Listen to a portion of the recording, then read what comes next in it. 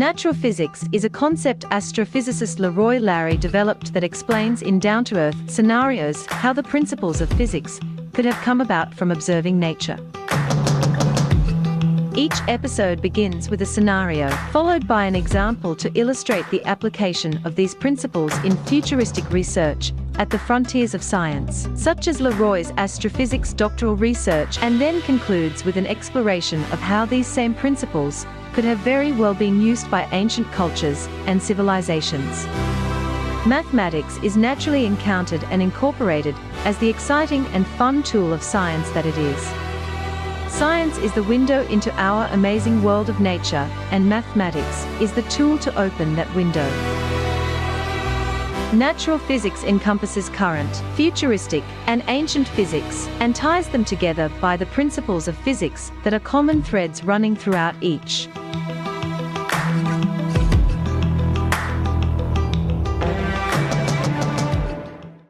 And Pascale, just I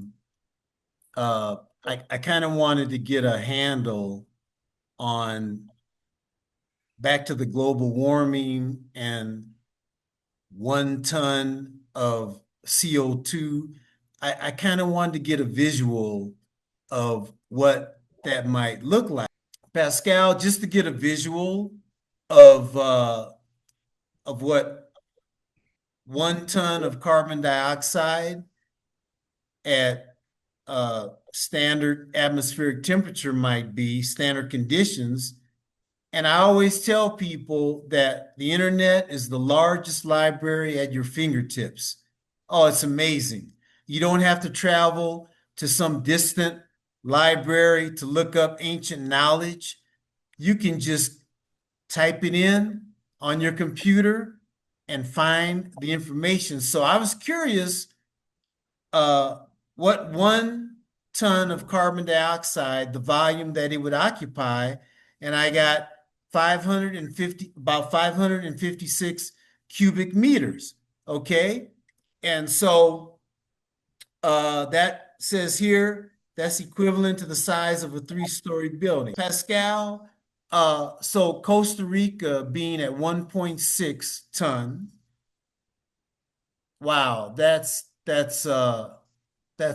very awesome. And what I understand is that so you got your work cut out for you coming here to Costa Rica to find out how Costa Rica became the global leader in sustainability, because not only do you have to address the area of what did Costa Rica do in the area of global warming to reach that 1.6 ton mark per person, 1.6 ton of CO2 per person per year, but then you also have to try to find out on the biodiversity side, what did Costa Rica do to enable that sustainability, correct? Exactly. I just arrived, so it's too early, but from my understanding, since 60, Costa Rica involved a lot about protecting the forest, because biodiversity are in the forest too, and it's a whole ecosystem. So just small land of forest is not good enough. You need to have a large one, so you can ensure a secure path for animals to go to the green path all through the forest without being in danger. So it's really important job they made. They replanted tree a lot because they had lost 70% of the tree. So they replanted the tree. Now the forest, we can feel the forest even you are in Saint Rosé, so it's really close to the city. I will know more later on, but they are also providing a protection for the forest. For example, on south you are the Corcovado Park, where they are limiting the number of humans coming every day. So no more than 600 people. And all those individuals should come with a guide to make sure the guide first keep you alive. Yes, Because yes, forest can be dangerous, yes, but also make sure you are not trashing anything, not cutting anything, not killing anyone in the forest. yes, So yes, that's for stealing species. So it's really important job, because to compare, in France we have uh, provide some park too, but there is no protection for yes, who is going to go in. It's yes, totally open. You have people living there, you have road, and you have hunter. It's allowed. So even you cannot hunt every species. Everything is open, and feel free to go and back and forth. So there is not so much protection. uh-huh, So it's difficult to protect the animal there. yes, And at the end, that's providing good money back, because the guide are paid back in right. Costa Rica, are paid. So Mhm. the country make money about that, and it's a good deal, because as tourists, you come, you visit with a guide, and you learn more if you have a guide. Mhm. Mhm. So I think it's a good deal. By protecting the forest with a guide, you are ensuring the protection of the forest, and Mhm. ensuring the money for the country and for the local people. Yes, yes. And all this plays into the biodiversity part of sustainability. Yes, to protect Okay. And them and us, because we rely on them. Costa Rica has always been very, very adamant about protecting its natural resources and very, very aware of how important all those ecosystems are. So knowing that they've done that on the biodiversity side, and now back to the global warming side, how do you think they were able to reach that one? I guess you're here to find out how they were able to reach that 1.6 ton of CO2 emission per person per year. For my first thing I saw, so first we should take a look on the graphic Okay. of this CO2 emission, where the CO2 emission are made. First, it's regarding the average carbon footprint in France. And we had 10 ton CO2 equivalent per person each year. It's split in 5 parts. First, the travel emission, and then the emission related to the diet, and then you can see in green the home emission, and after the purchases, everything you buy daily, and then the public emission, like the public building, the school, and all the things we health system, the administration are managing. So the last one we cannot have much impact on it, because we are depending on the other. But for the first 4 we can have a different lifestyle who can totally change the graphic. So first thing is to understand that graphic, and then we will be able to compare to the Costa Rican lifestyle for my first understanding of the situation. So in Okay. France, most of the emission are made by transportation with the car, because we have 85% of the population owning the car as a couple. So lot of travel back and forth every day with fuel bells car. So that's why we have a strong emission use car. To compare, we also have an airplane, but as I say, airplane it's an average graphic. Unfortunately, we are not taking the airplane every day, and not everyone are taking the airplane every years. So the airplane is little bit limited in France. The second is the diets, and here it's a huge peak on the red. It's a meat. We are not much aware about the meat consumption can impact our CO2 equivalent emission, but they does. So why? Mainly due to the cow.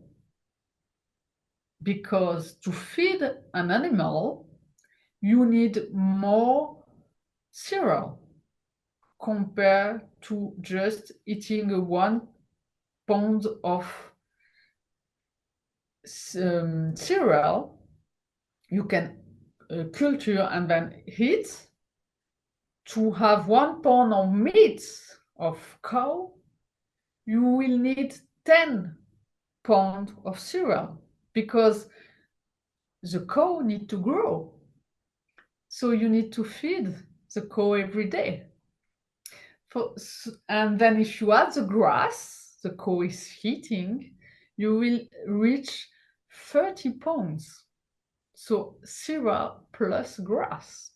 So to have a land to grow all this cereal and the grass you need to feed your cow, you will have to cut the forest sharp. So to eat 1 pound of meat will take 30 times more land compared 1 pound of cereal. So it's too much. So the consequences is on CO2 emission, but it's also on biodiversity, because you are destroying forest. And I let you know about the